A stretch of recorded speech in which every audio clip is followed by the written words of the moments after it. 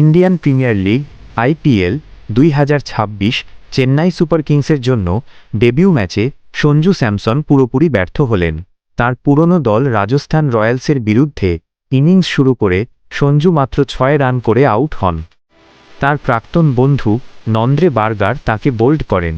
প্রথমবার সিএসকের হয়ে খেলতে নামা সঞ্জু পুরোপুরি দলের আশা ভেঙে দেন।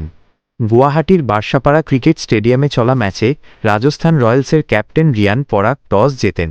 রাজস্থান এদিন চেন্নাইকে প্রথমে ব্যাটিংয়ের জন্য আমন্ত্রণ জানায়।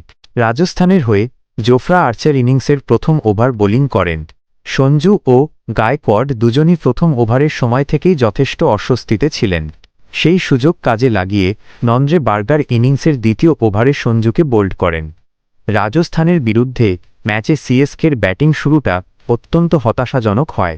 সঞ্জু স্যামসনের উইকেট পড়ার পর ক্যাপ্টেন ঋতুরাজ গায়কোয়াড়ও বড় ইনিংস খেলতে পারেননি। জোফরা আর্চারের বলে গায়কোয়াড়কে বোল্ড হন। ঋতুরাজ গায়কোয়াড় মাত্র 11 বল খেলে 6 রান করেন। সিএসকের অবস্থার আরও অবনতি ঘটে 3 নম্বরে ব্যাটিং করতে নামা আয়ুষ মাত্রে কোনো রান করেই আউট হলে। এরপর সিএসকের হয়ে ব্যাটিং করতে নামেন ম্যাথিউ শর্ট এবং সরফরাজ খান। তারা একত্রে দলের স্কোর 30 রান ছাড়াতে সক্ষম হন, তবে সন্দীপ শর্মার স্লো বলের ফাঁদে পড়ে শট আউট হয়ে যান।